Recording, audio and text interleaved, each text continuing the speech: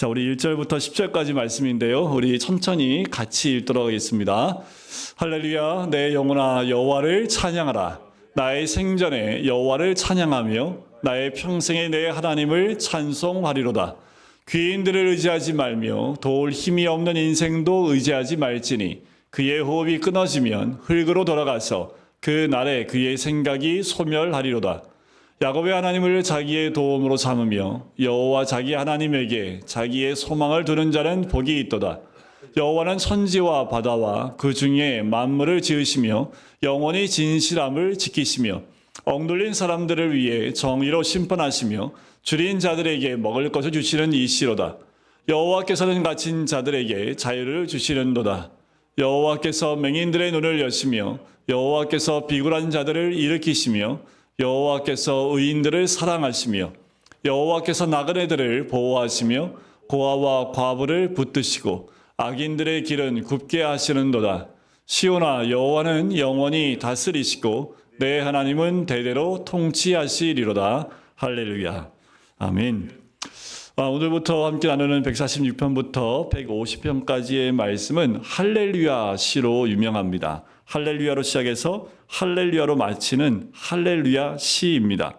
이 할렐루야 시들은 시편 전체의 결론에 해당하는 시들이라고 볼 수 있습니다. 이제 우리는 이제 시편의 마지막 땅, 이제 1편에 들어서서 이제 마지막 부분에 있는 그 마지막 땅을 밟고 있다고 보시면 되겠지요.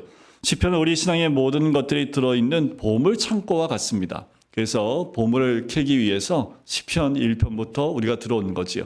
각 편마다 하나님이 숨겨놓으신 그 보물들을 우리가 한 편 한 편 보면서 찾고 지금 이 시간까지 오게 됩니다. 이제 이 시편의 보물 창고를 지나서 마지막 146편부터 150편까지는 이제 출구를 향해서 나온다라고 보시면 돼요. 이제 그 출구에서 우리는 가장 아름다운 할렐루야의 찬송시들을 듣게 되는 거지요.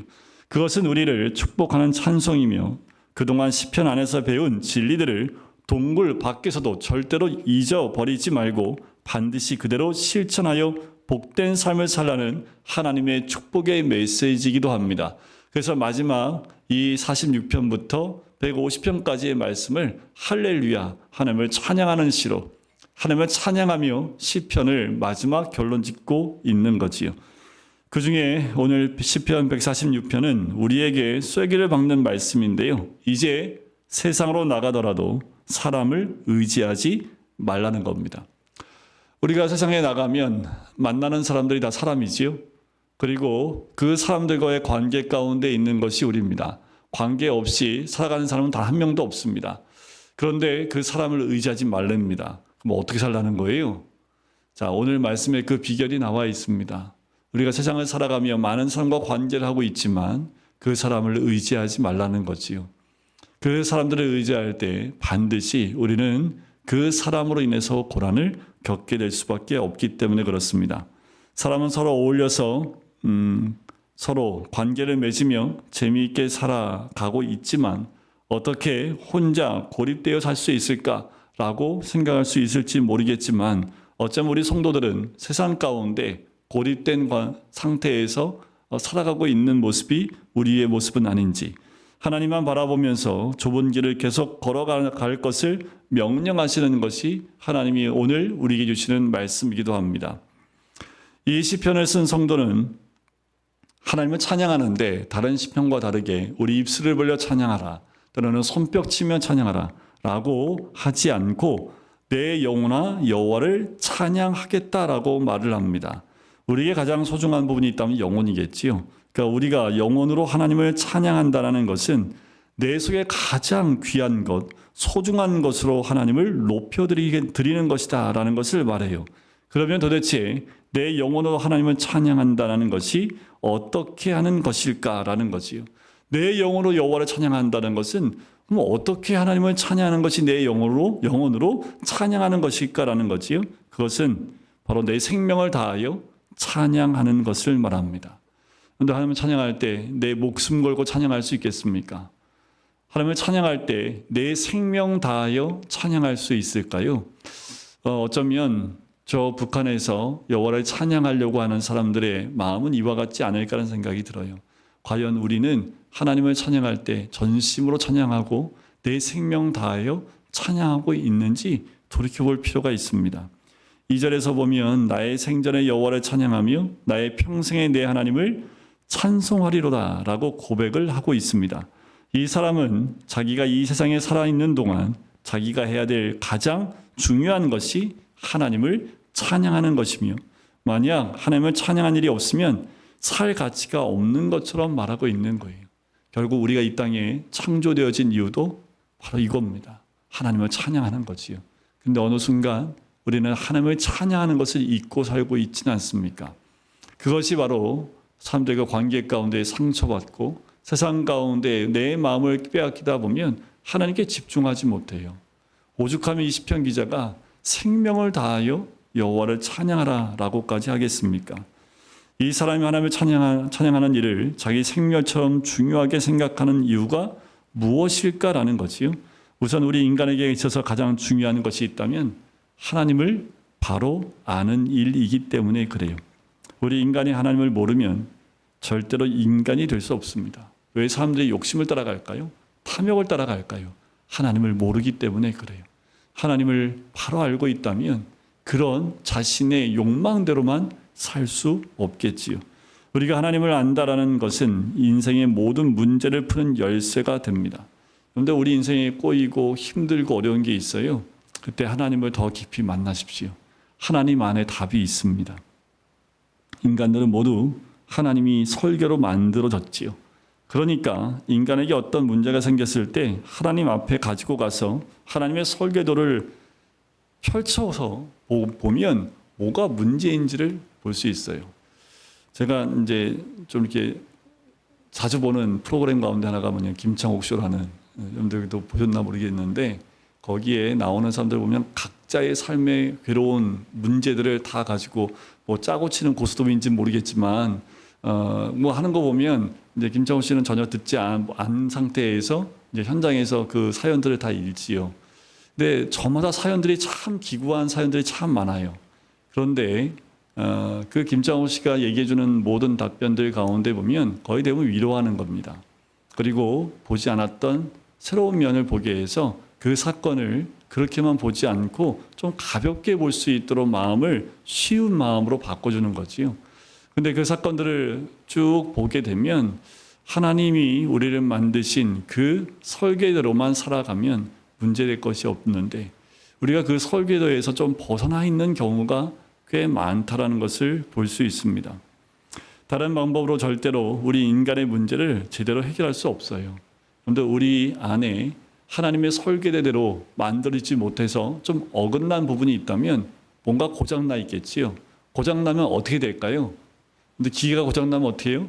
고장난 부분들이 반복돼서 계속 버벅버벅거린다든가, 뭐 컴퓨터 같은 경우는 계속 렉이 걸려 있겠죠. 계속 돌아가기만 하고 실행이 되지 않는 그와 같은 모습일 겁니다. 근데 우리 인생에도요, 그런 쳇바퀴처럼 앞으로 전진하지 못하고 망가진 모습으로 계속 그 자리에서 뱅뱅 돌고 있는 부분들이 있다라는 거예요. 근데 왜 그렇게 됐을까? 하나님 만드신 설계도대로 우리가 온전하게 서 있지 못하기 때문에 그렇습니다. 그럼 어떻게 하면 됩니까? 하나님의 설계도를 다시 봐야겠지요. 그리고 내 안에 설계도대로 되지 못한 부분들을 발견하고 다시 하나님의 손길로 그것이 회복되어졌을 때 우리는 온전한 삶의 모습과 우리가 하나님 만드신 창조의 원리대로 살아갈 수 있게 되는 거지요. 우리가 하나님을 안다라는 것은 결국 인간이 자기 자신의 가치를 되찾는 일이기도 합니다.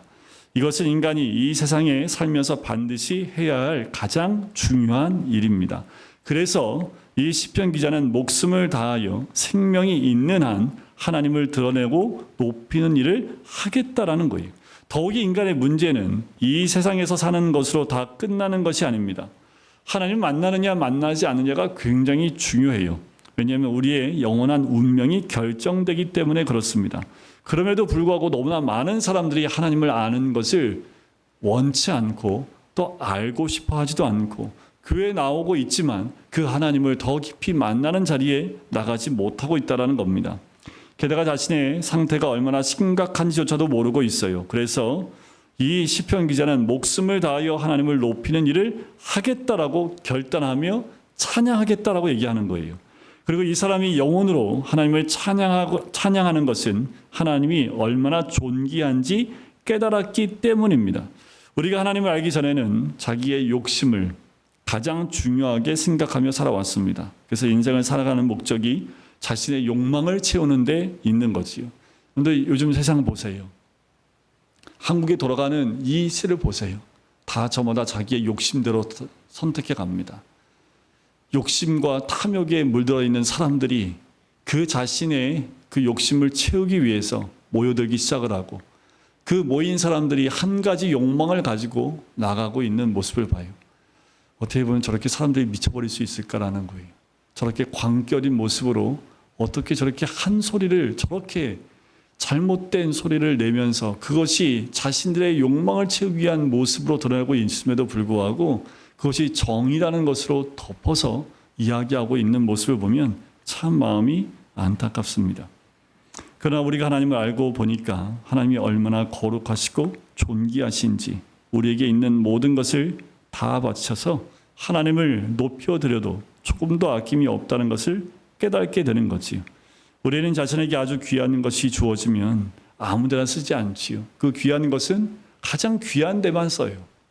그 옛날에 이 삼형제가 있어요. 여러분들 다 들어보셨을 텐데 김홍도 목사님 삼형제잖아요. 유명하십니다.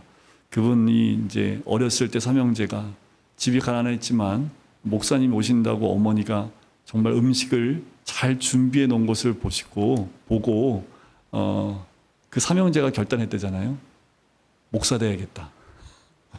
그래서 삼형제가 다 목사가 되신 거잖아요. 그 옛날 얘기 들어보면 그 어머니가 정말 없는데도 그 목사님이 신방 오시면 목사님을 잘 대접하기 위해서 정말 근데 목사님들이 오면 잘 먹고 가시나요? 그냥 이렇게 대충 먹고 신방을 많이 하시니까 조금 먹고 나면 이제 남는 거 다 누구 거예요? 삼형제 거가 된 거예요. 그러니까 이 삼형제는 언제 목사님 신방 오시나 이것만 손을 꼽았다고 얘기를 하시더라고요. 여러분 우리가 하나님을 온전히 섬기고 나갈 때 우리의 삶 가운데서 역사하시는 하나님, 우리의 가장 귀한 것을 가지고 주님을 섬길 때 하나님 그 귀한 것을 통해서 역사하시는 하나님의 은혜를 누리게 될 줄 믿습니다. 이 시편 기자도 자기가 할 수 있는 최고의 일이 하나님을 찬양하는 것이라고 생각한 거예요. 우리도 별반 다르지 않습니다. 여러분 우리 삶의 최고는 하나님을 찬양하는 거예요. 우리 입술에서 우리의 마음을 다해서 생명을 다해 찬양하는 거지요. 찬양하는 방식이 우리 입술로 노래로 또 읊조리며 찬양하는 것도 찬양이지만 기도도 하나의 찬양이지요. 어떤 분은 자기가 살아있는 동안 하나님 앞에서 기도하는 일에 모든 것을 다 바치기로 결정한 분도 있습니다. 그것도 찬양이지요. 그리고 하나님 말씀을 연구하고 가르치는 일에 헌신할 수도 있습니다. 그것도 하나님이 받으실 만한 최고의 제사이지요. 또 어떤 분들은 이방인들에게 복음을 전하는 일에 자신의 마지막 피를 다 쏟기를 원하는 분도 있지요.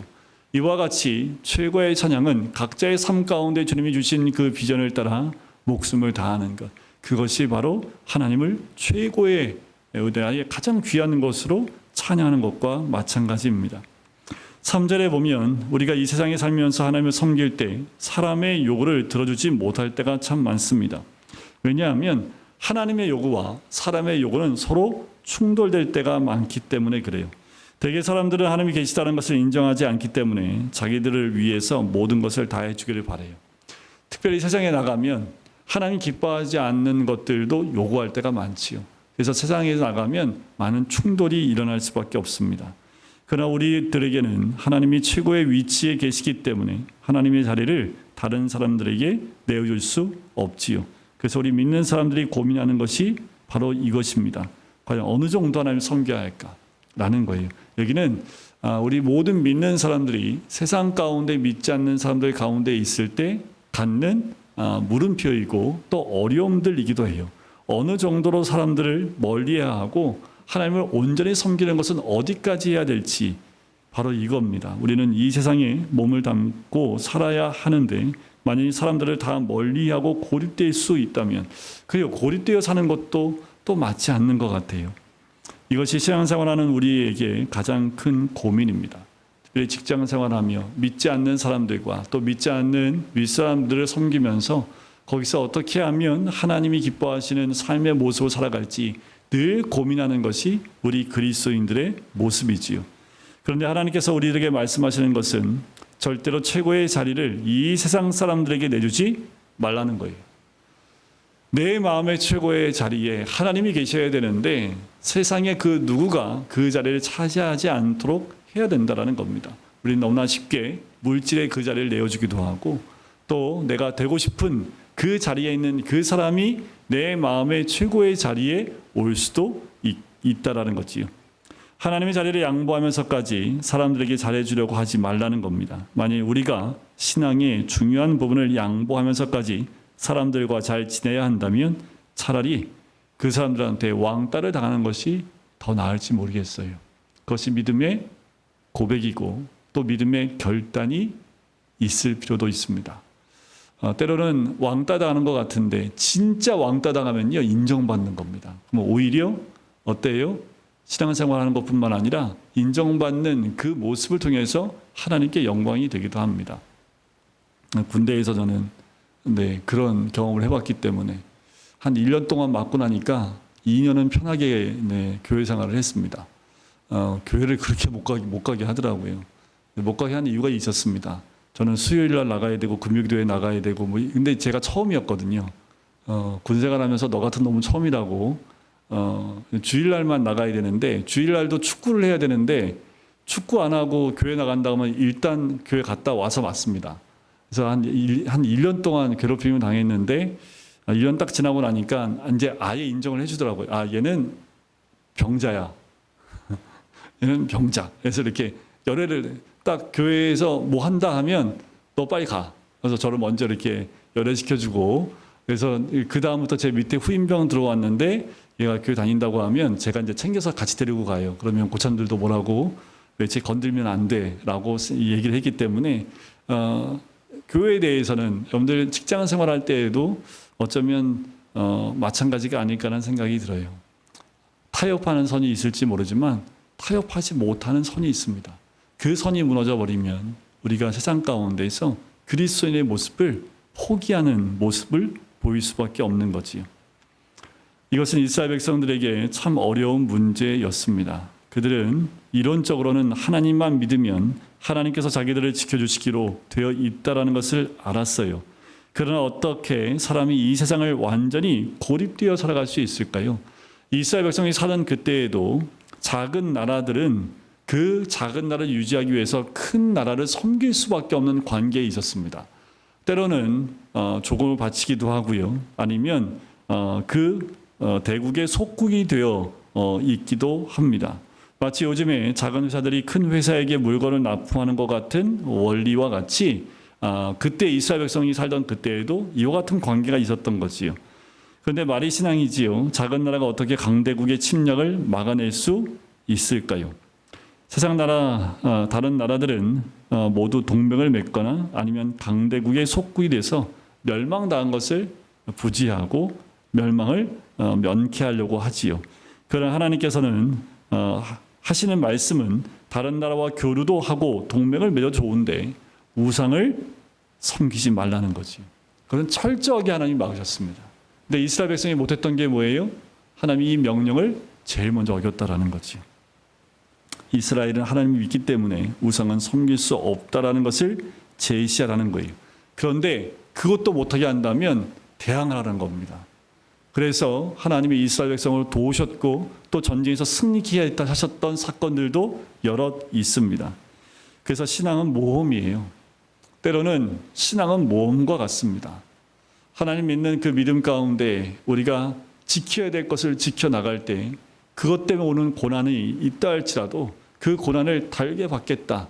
내가 이 신앙 때문에 포기하고 내가 손해본다 할지라도 손해보겠다라는 마음으로 나가게 되면 하나님의 도우심이 있습니다. 안 도우시면 손해보면 되지요. 이것이 신앙인이 갖고 있는 또 하나의 모험이지요. 하나님이 나와 함께 하심을 믿음으로 고백할 수 있는 삶의 결정이기도 합니다. 완전히 망할 각오를 하고 하나님을 철저하게 믿어보라는 거예요. 그러면 우리가 어떻게 되겠습니까? 그러면 우리는 아마도 소망이 없는 상태까지 갈지 모르겠습니다. 하지만 하나님은 그 상태로 두지 않으십니다. 반드시 재기하고 회복시켜 주시는 하나님의 은혜가 있다라는 거지요. 더 나아가서 여기서 보면 귀인이라는 사람이 나옵니다. 자, 그 말씀에 보면 귀인들을 의지하지 말며라고 나오지요. 이 귀인들은 무엇을 의미합니까? 권세를 가진 사람들을 말합니다. 그들을 의지하지 말라는 거예요. 우리는 너무나 쉽게 이 귀인들한테 우리의 마음을 빼앗기고 의지하는 경우가 굉장히 많다라는 거지요. 그 귀인들이 가진 힘은 누구한테 받은 힘입니까? 바로 하나님이 주신 능력이기 때문에 우리는 그 귀인들, 그 능력이 있고 그리고 실권을 가진 사람들을 의지하지 말라라고 말씀하고 있는 거예요. 한편 우리가 하나님만 의지하면 귀인들의 마음을 사게 되지 않을까요? 우리가 온전히 하나님을 믿게 되면 그 믿음 가운데 나아가는 하나님의 사람이 되지 않겠습니까? 이것이 바로 하나님께서 간섭하시는 것과 마찬가지입니다. 하나님은 반드시 믿는 자의 삶뿐만 아니라 관계된 모든 자들에게 간섭하시고 오히려 그 실권을 갖고 있는 사람의 삶 가운데 간섭하셔서 그들로 하여금 믿음에 있는 사람들에게 오직 믿음으로 나갈 수 있는 그 하나님을 만날 수 있는 그 길을 열어주시기도 한다는 거지요. 그런 막강한 실력자도 결국 하나님의 손에 붙들려서 사용될 수밖에 없다는 것을 알게 됩니다. 인간은 의지할 대상이 아니지요. 왜요? 4절에 보면 나오지요. 그의 호흡이 끊어지면 흙으로 돌아가서 그날에 그의 생각이 소멸하리로다라는 거예요. 하나님께서 이 세상의 일을 사람을 통하여 이루어 가시는 것은 분명합니다. 그런데 우리가 꼭 알아야 될 한 가지가 뭐냐 하면 겉으로 나타난 역사입니다. 이것은 사람들에 의하여 이루어지는 것이고 어떻게 보면 힘을 가진 사람들 사이의 파워게임처럼 보여요. 결국 전쟁이 일어나면 세계의 역사는 힘을 가진 자 중심으로 개편이 되기도 합니다. 하지만 이것은 어디까지나 겉으로 보이는 현상이에요. 그 이면에 사람들을 구원하시는 하나님의 구원 계획이 있다는 거지요. 하나님의 구속사가 반드시 있습니다. 긴 안목으로 보면 역사를 이끌어 가시는 것은 인간의 힘이 아니라 바로 하나님의 구원 역사이며 그 가운데 교회가 있고 하나님의 말씀과 성령의 역사가 반드시 있습니다. 그것은 예수님이 탄생하실 때의 사건을 보면 우리가 알 수 있어요. 아구스도 황제가 천하의 호적을 하라고 명령을 하지요. 실제로 세계사 역사 가운데 이 사건이 기록되어 있습니다. 호적을 하라고 명령을 해서 예수님의 부친이신 요셉도 호적하기 위해 베들레헴에 가게 됐지요. 그러나 실제로 그것이 예수님께서 베들레헴에서 태어나는 예언을 성취하는 과정이었습니다. 말씀을 이루기 위해서 당시의 황제를 움직이시는 하나님의 역사를 우리는 보게 되지요. 바벨론을 멸망시켰던 고레스, 그 고레스가 태어나기 150년 전에 이미 이사야를 통해서 예언하고 말씀하시는 것을 우리는 말씀을 통해서 볼 수 있습니다. 그러니까 겉으로 나타나는 권력 있는 자 중심으로 모든 역사가 이루어지는 것 같지만 실제로는 하나님 말씀이 이루어지는 거예요. 여러분, 한국 땅이 왜 이렇게 됐습니까? 누구 때문에 이렇게 됐어요? 아니요. 그렇게 바라보기 시작하면 누구 때문에 그 사람만 없으면 정상으로 될까요? 우리는 그것이 답이 아니라는 걸 알면서도 누군가에게 그 책임을 다 뒤집어 씌워서 일단 감옥에 보내면 다 끝날 것 같아요. 그런데 예수 믿는 우리들, 하나님 믿는 우리들은 시각을 바꾸셔야 합니다. 지금 일어나는 모든 사건 가운데 역사하시는 분은 하나님이신 줄 믿습니다. 이런 사건들이 왜 일어날까라는 거예요. 이 모든 것도 하나님의 구속사 가운데 일어나는 일들이라는 거예요. 결국 이 사건들을 통해서 하나님은 뭘 이루어 가실까요? 하나님 말씀을 이루어 가십니다. 마지막 때에 일어나는 일들을 하나님은 이루어가고 계시는 거예요. 우리가 바라봐야 될 것은 그 사건 가운데 들어가는 것이 아니라 그 사건을 운행하시고 역사하시는 하나님의 인도하심을 우리는 봐야 합니다. 이 사건을 통해서 하나님이 어떻게 이 나라를 인도해 가기를 원하시는지, 또한 이 땅에 있는 교회들과 그리스도인들에게 무엇을 말씀해 주고 있는지를 깨달아야 된다라는 거예요. 왜요? 이 모든 걸 주관하시는 분이 누구라고요? 대통령이에요? 아니면은 어떤 리더예요? 전혀 그렇지 않습니다.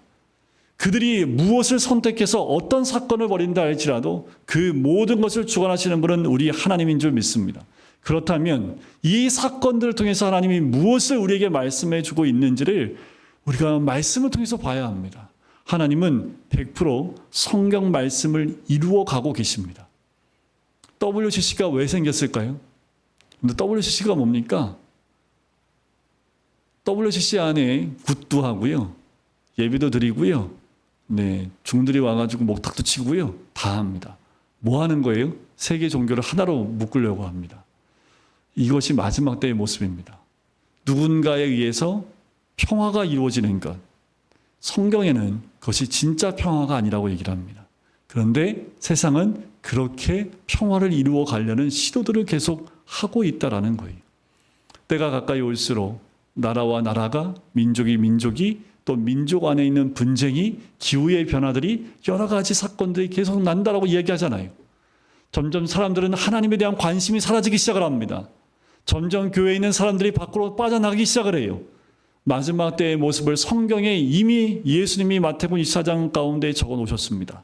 요한계시록 가운데 적어 놓으셨어요. 우리가 이 시대의 사건들을 보면서 그 사건에 몰입되는 것이 아니라 그 사건을 통해서 하나님이 무엇을 말씀하고 계시는지, 이 시대의 흐름을 보면서 하나님이 우리 하나님 말씀이 어떻게 이루어져 가고 있는지를 우리는 다시 한번 말씀을 통해서 하나님의 구속사로 볼 필요가 있다는 겁니다. 우리가 절대로 놓치지 말아야 할 것은 하나님의 말씀이 이 천지보다 더 견고하다는 사실입니다.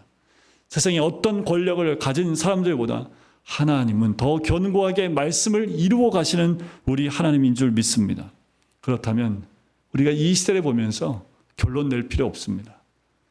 누구의 모든 책임을 다 떠넘기면서 이 사건들 가운데 우리가 함몰되는 것이 아니라 이 사건을 통해서 하나님이 어떻게 이 민족을 이끌어 가실지, 또한 우리 믿는 사람에게 무엇을 말씀하고 계시는지를 우리는 다시 한번 깨달아야 될 필요가 있습니다. 왜요? 이 역사의 주인공이 누구예요? 바로 하나님이실 뿐만 아니라 하나님 믿는 하나님 백성이 이 역사의 주인공이기 때문에 그렇습니다. 야곱의 하나님을 자기의 도움으로 삼으며 여호와 자기 하나님에게 자기의 소망을 두는 자는 복이 있도다. 그래요. 소망을 어디다 두라고요? 우리 하나님에게 자기의 소망을 두라라고 얘기하는 거예요. 왜요? 세상의 주관자가 바로 우리 하나님이기 때문에 그렇습니다. 자, 우리 하나님은 어떤 하나님이십니까? 6절에 보니까 여호와는 천지와 바다와 그 중에 만물을 지으시며 영원히 진실함을 지키시며, 하나님은 창조주이십니다. 지금도 운행하고 계시고 간섭하고 계시고 세계사의 역사 가운데 하나님이 역사하고 계시는 분이 우리 하나님이라는 거지요. 결국 모든 것이 하나님의 뜻대로 이루어져 가고 있다라는 거예요. 그것이 바로 하나님 믿는 우리들의 믿음이기도 합니다. 그리고 세상 모든 것은 하나님 뜻대로 이루어져 갑니다. 그 하나님께서는 영원히 진실하신 분이세요. 하나님께서는 주를 의지하는 자를 절대로 외면하지 않으십니다. 끝까지 주님을 붙들고 나가야 돼요. 끝까지 그 말씀을 의지하고 그 말씀을 바라보며 이 땅을 향한 하나님의 음성을 들어야 되는 것이 바로 우리들의 모습입니다. 결국 이 세상의 눈에 보이는 것들보다 더 실제적인 것이 하나님의 말씀입니다.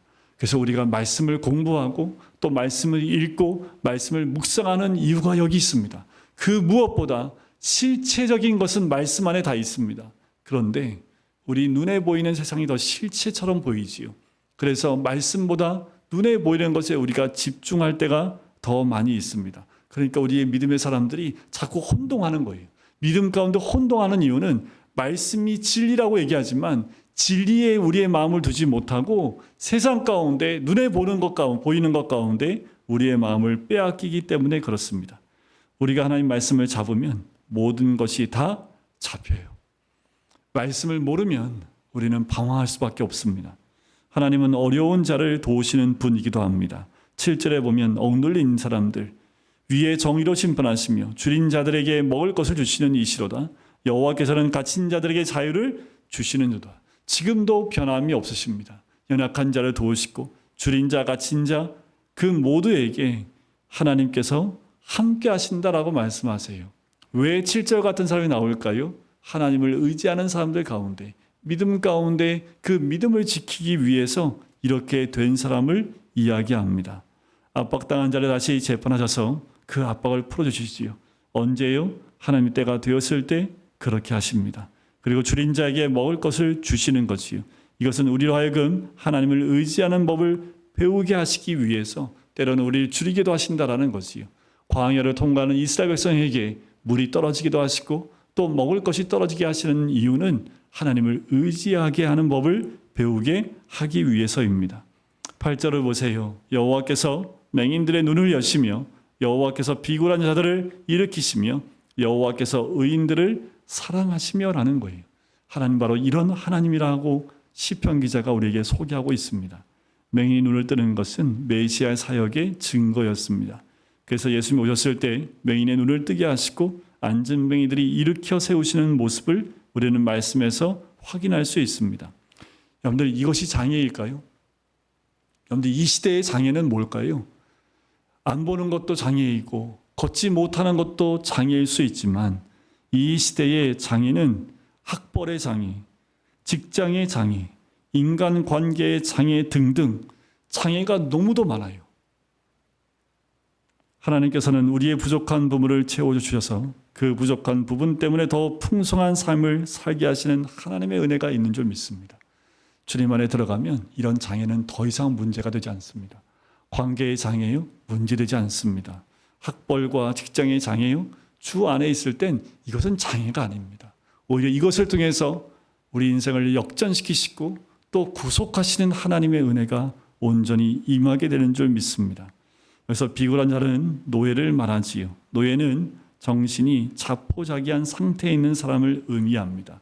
의욕을 가지고 있는 자는 노예가 될 수 없지요. 그러니까 노예는 비굴하게 살아가는 것을 이야기합니다. 하나님은 비굴한 자, 비굴한 우리에게 의욕을 주시고 또 하나님께서 우리의 마음에 선한 소원을 주셔서 끝까지 목적을 가지고 살아가게 하신다라는 거예요. 그리고 하나님은 어려운 자를 도와주십니다. 그것이 9절과 10절에 나오지요. 나그네와 고아와 과부는 하나님의 자녀들 중에서 도움받을 손길이 없는 사람들을 말합니다. 하나님께서 이런 사람들을 우선적으로 지켜주시고 도와주시지요. 그래서 율법에 보면 나그네 그리고 고아와 과부를 항상 보살피고 또 그들에게 먹을 것이 떨어지지 않게 하는 그 법을 늘 빼지 않고 늘 집어넣으셨던 하나님의 그 손길을 보게 됩니다. 하나님께서 이런 사람들을 우선적으로 지켜주시고 도와주시지요. 그러나 악인의 길은 굽어졌기 때문에 아무리 바르게 가려고 해도 바른 길을 갈 수가 없습니다. 하나님은 영원히 이런 의로운 통치를 하시기 때문에 우리는 절대적으로 하나님을 의지하고 나갈 때 이 상황 가운데 불안하지 않고 안심한 가운데 갈 수 있습니다. 여러분들 불안해하지 마세요. 세상이 저렇게 가요. 불안할 필요가 없습니다. 왜요? 하나님이 이 사건들을 통해서 분명히 이 나라 민족 가운데 변화시키실 겁니다. 그럼 먼저 해야 될 건 뭐예요? 내가 변화되는 겁니다. 다시 믿음의 눈을 뜨고 하나님의 말씀 가운데 우리가 변화된 모습으로 나아갈 때 다시 이 땅은 변화될 겁니다. 우리가 변화되지 않으면요. 세상은 변화되지 않습니다. 왜요? 하나님 보시기에 이 땅의 주인공은 대통령도 아니고 야당의 대표도 아닙니다. 이 땅의 권력자들이 아닙니다. 하나님이 이 대한민국의 주인공을 누구라고 보고 있어요? 바로 예수 믿는 우리를 이 땅의 주인공으로 보고 계시기 때문에 우리가 이 땅 가운데에서 믿음으로 온전히 서 있으면 이 땅은 하나님께서 버리지 않으시고 온전한 나라로 세우시는 하나님의 은혜가 있을 줄 믿습니다. 그러니까 우리가 해야 될 건 뭐예요? 내 영혼이 찬양하는 겁니다. 마음을 다하여 찬양하고 생명을 다하여 여호와 하나님을 찬양하는 겁니다. 왜요? 이 모든 것을 주관하시는 분이 하나님이고 우리 개인의 각자의 삶뿐만 아니라 이 나라 민족을 이끌어 가시는 분이 하나님이시기 때문에 그 하나님을 믿고 신뢰하며 그 하나님을 높여드릴 때에 우리의 삶과 또 우리 가정과 공동체와 우리 모든 역사들이 주님이 기뻐하시는 그 방향과 은혜를 누리게 될 줄 믿습니다. 오늘 이 밤에도 그 하나님을 의지하고 의뢰하며 기쁨으로 주님께 영광 올려드리는 우리 모든 성도님 되시기를 주님의 이름으로 간절히 축원드립니다.